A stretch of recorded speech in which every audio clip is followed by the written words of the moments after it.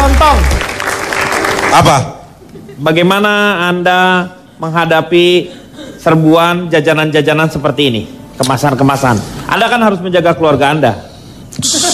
Begini ya. Pak Denny, sebelum saya bicara masalah saya menjaga keluarga, itu tugas saya memang. Tapi saya ingin mengingatkan pada teman-teman. Apa yang mau diingetin? Enggak, nanti kalau saya pengen ingetin, sekarang belum. Saya ingin bicara masalah makanan. Iya. Kita fokus dulu deh. Apa makanan? Definisi makanan adalah segala sesuatu yang bisa dimakan. Itu disebut makanan. Makanan. Jadi kalau tidak bisa dimakan, tidak disebut makanan. Iya. Karena yang namanya makanan adalah sesuatu yang bisa dimakan. Berarti pisang goreng jatuh bukan makanan dong? Bisa itu dimakan kalau mau. Bisa, kita ngomong bisa, bukan pantas atau tidak, tapi bisa. Bisa. Jadi itu disebut makanan. Sebelum ini jauh. Udah jatuh, lindas truk, bisa dimakan. Injek-injek orang. Saya pernah coba. Injek orang. Pernah bisa dimakan. Gak percaya? Nasi tumpeng tumpah di tol. Bisa dimakan. Karena berarti kan kalau seperti itu segala sesuatu yang masuk ke dalam perut kita. Nah ini beda. Bedanya masuk ke dalam perut itu tidak selalu dimakan. Diminum juga bisa. Bisa. Itu bukan makanan tapi minuman.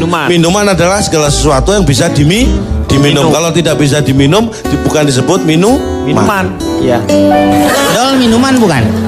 Cendol itu adalah makanan. Yang diminum adalah airnya. Kenapa orang? Ayo minum cendol. Tawarin gitu. Salah. Es cendol. Esnya itu kalau sudah cair diminum. Es kalau belum cair tidak bisa diminum, tapi dimakan. Di mana? Esnya di mana? Iya. Esnya di mana? Di mana dicampur biar cair baru diminum. Belum pernah digebukin rame-rame nih, Pak. Bisa itu juga bisa. Bisa dari mana orang gebukin? Lah iya digebukin rame-rame bisa juga. Nah, karena bedanya makan dan minum apa? Makan dan minum. Bedanya makan dan minum apa? Ini yang ingin saya tanyakan pada Anda tadi. Saya yakin Anda bingung menjawab, makanya saya tidak tega sebenarnya. Bedanya makan. Kalau lapar saya makan, kalau haus saya minum. Inilah orang yang tidak beriman. Karena itu tidak berlaku pada saat puasa. Kalau puasa Anda lapar terus makan? Kalau beda lagi niatnya. Makanya jangan asal jawab. Saya tahu, Cak. Interupsi. Kalau saya nggak tanya pada Anda, saya tanya pada Anda. Ayah lagi ada tamu ya. Pak. Iya, lanjutkan. Bedanya makan dan minum. Makan adalah memasukkan makanan ke dalam tubuh. Minum memasukkan minuman ke dalam tubuh. Iya. Apa yang dimaksud makanan tadi sudah saya jelaskan. Apa yang dimaksud minuman sudah saya jelaskan. Iya. Itu baru dasar. Belum beranjak pada mana yang sehat atau tidak. Jauh, masih jauh. Ini masih jauh belum ke situ. Berapa hari lagi kira-kira? Lama kan nih? Anda jangan mengidentikan jauh dengan lama. Tidak ada korelasinya sebenarnya. Wah itu jadi jauh tidak selalu lama dan dekat tidak selalu cepat. Nah, contohnya? Banyak. Saking banyaknya saya kira nggak perlu disebutkan. Saya lanjutkan boleh? Boleh. Kalau saya tidak mau?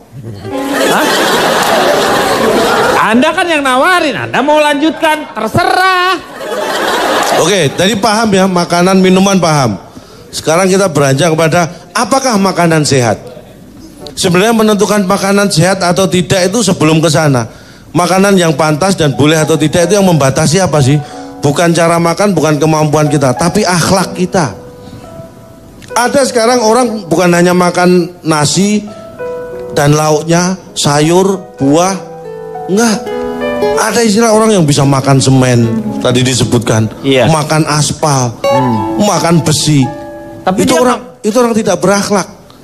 Istilahnya itu bisa dimakan. Dalam arti bisa buat mengisi perut mereka dengan cara yang lain. Tapi itu nggak bener. Itu jangan ditiru, ya, Komeng. Itu korupsi namanya. Nah, bisa disebut itu. Korupsi. Saya tidak mau menyebut. Lu kenapa jadi Komeng? Hah? Emang gue pasti ke situ apa? Ya kan namanya juga teman mengingatkan. Ini saya mau mengingatkan. Jadi saya kembali contoh nih ya. Orang tua. Ini yang penting nih masalah makanan ini kita sebenarnya ini peran orang tua luar biasa buat anak. Hati-hati. Ini harus kita perhatikan makanan anak. Karena yang mengajari anak makan itu pertama kali adalah orang tua. Jadi saya ini contohnya, saya perhatian banget dengan anak saya untuk menjaga kesehatan dia soal makanan ya. Sampai sekarang anak saya yang SD itu, bahkan kakaknya SMP, dua-duanya tidak pernah beli jajan pedagang yang lewat depan rumah. Gak pernah sampai sekarang. Gak mungkin. Saya selalu mengawasi, walaupun tidak saya awasi, karena saya juga tidak mungkin 24 jam mengawasi. Mana tapi bisa, saya yakin. anak kecil loh itu anak kecil. Anak kecil pasti Anda punya cara yang efektif atau seperti Itulah apa? yang ingin saya ungkap di sini. Walaupun saya tidak mengawasi anak saya jamin tidak pernah beli jajan yang pedagang lewat depan rumah. Jadi gimana caranya? Satu caranya. Gimana? Rumah saya hadapkan belakang. Jadi dia nggak akan jajan lewat depan rumah, jajannya belakang rumah. Itu satu. Jadi biarpun nggak saya awasi, dia nggak bakalan beli jajan yang lewat depan rumah. Terus belakangnya sekarang lu ngadep ke mana? Ngadep kemana? Itu belakang rumah? Jadi ke jalan kan? Ada tetangga. Iya. Saya kerja sama tetangga. Loh tetangganya terus jadi di Rumah tetangga saya jadikan jalan. lu ribut dong sama tetangga, enak aja lu pakai jalan. Nggak masalah saya ribut dengan tetangga, yang penting anak saya makan makanan yang sehat. Itu orang tua yang benar. Orang tua yang benar dari mana? Rela berkorban demi anak sehat. Tetangga lu usir dulu bikin jalan lu. Alah. Loh, saya nggak ngusir Pak.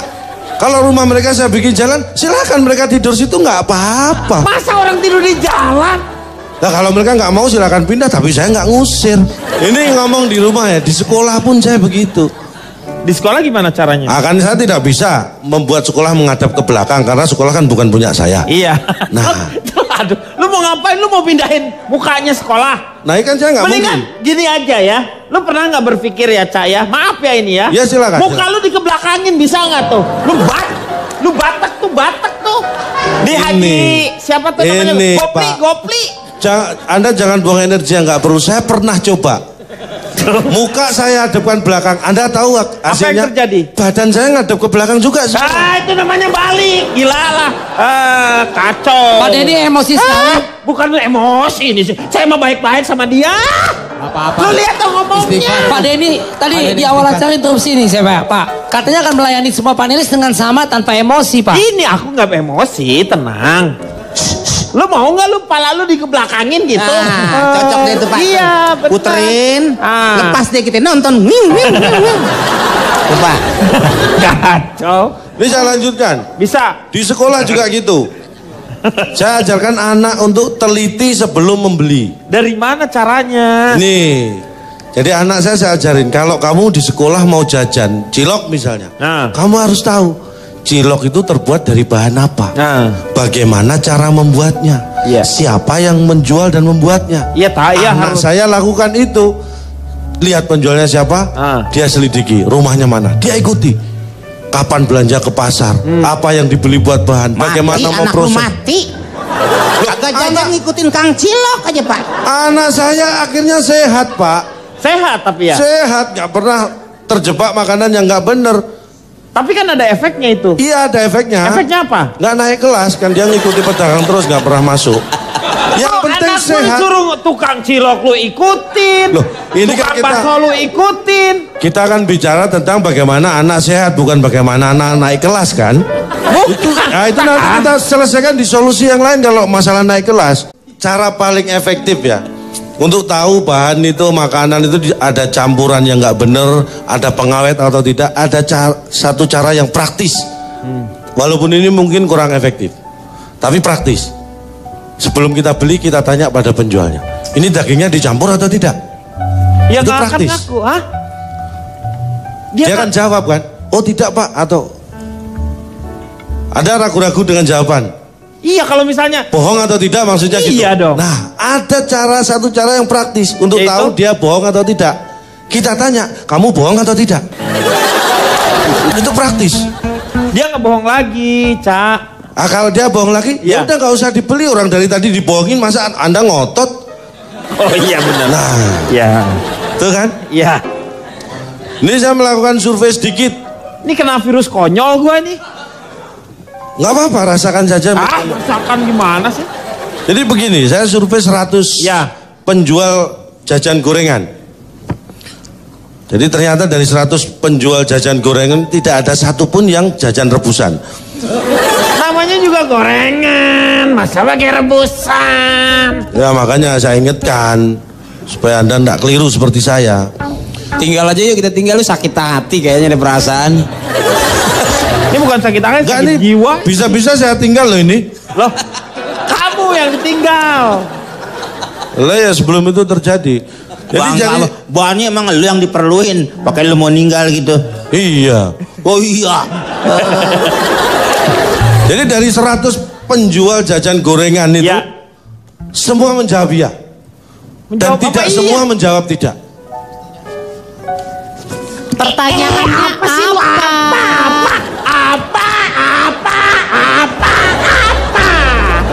Pak Denny, interupsi, Pak Denny. Notulen aja Pak, notulen Pak, udah notulen Pak. Pak Denny jangan terpancing begitu dong Pak. Dia kan menjelaskan sesungguhnya Pak apa yang terjadi kronologisnya. Lu ngerti nggak?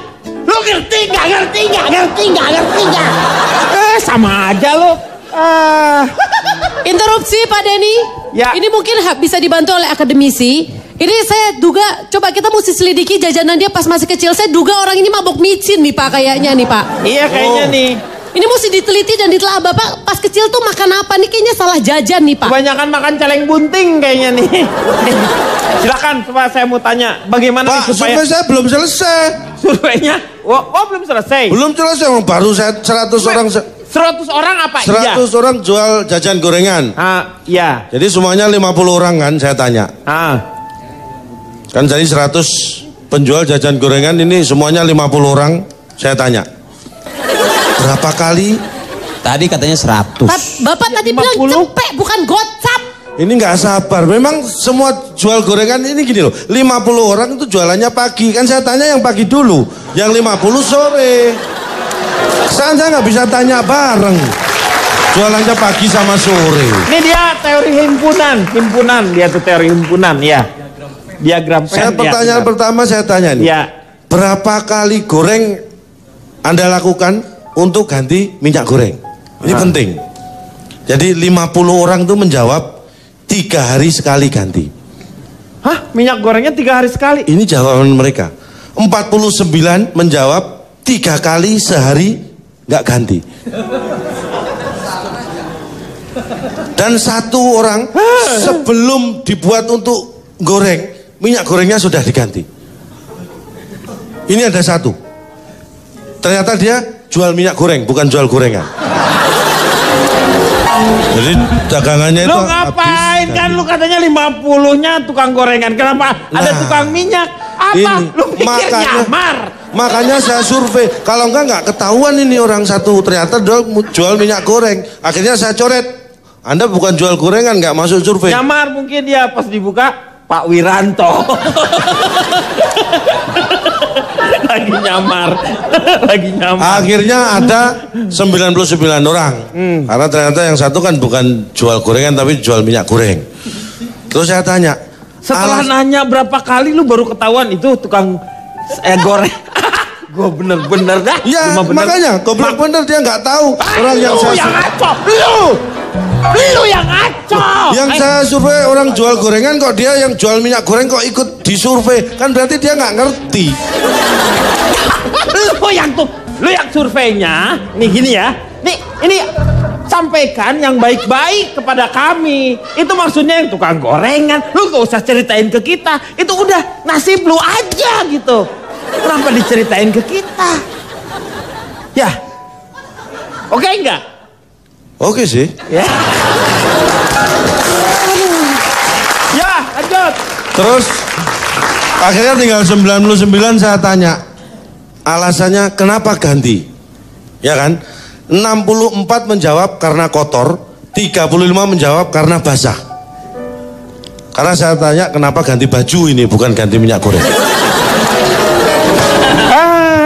Terus masalah ganti minyak goreng, bagaimana hasilnya setelah Anda? Udah dong Pak. Bapak masih nanya. Belum sih Pak. Nih kasihan Pak. Gitaris saya lihat gitaris ini mata belok sampai sipit begini gara-gara calon dong ini. Kenapa sih Meng orang dia penjelasannya pakai ya Allah ya Allah. Begini amat. Intinya sebenarnya makanan sehat tuh apa sih, Cak? Makanan sehat adalah makanan yang dibuat dari bahan yang sehat, diproses dengan cara yang benar dan sehat, disajikan dengan cara benar dan sehat, dan sampai dikonsumsi masih tetap dalam keadaan baik dan sehat. Iya, itu sebenarnya harapannya. Tapi bayangkan nggak kalau misalnya orang hidup selalu steril, tidak menerima yang namanya, jadi tubuhnya sendiri tidak terlatih. Orang kampung dengan orang yang kaya yang diproteksi dari awal, mereka, anak kampung tuh buka baju dia, berenang kemana-mana hujan-hujanan. Setelah besar ternyata yang anak orang kaya itu lebih mudah kena penyakit dibanding dengan si anak kampung. Itu betul, tapi Anda salah memahami kata-kata saya. Anak kampung buka baju dan sebagainya itu bukan berarti tidak sehat loh. Saya tidak ngomong bersih dalam arti steril dari apapun, bukan. Ini ngomong sehat. Contohnya anak saya, ini saya ceritakan anak saya. Udah. Gak usah contoh. Contohnya Michael Jackson, Pak. Michael Jackson. Kamu bawa mandi pakai yang namanya. Udah meninggal duluan, Pak ya. Iya. Kita yang biasa makan sampah berdua sehat-sehat aja.